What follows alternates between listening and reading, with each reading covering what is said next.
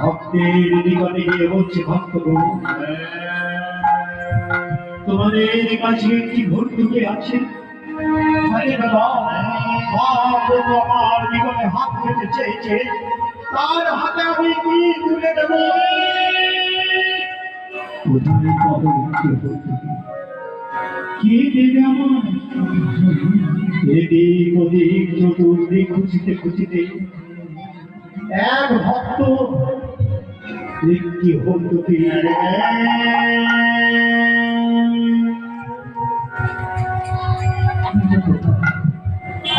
কোথায় পাবো? এক ভক্ত একটি ভর্তুকি করে, এই তো এই তো এই অগণিত ভক্তের মাঝে একটি মাত্র ভর্তুকি পেয়েছি।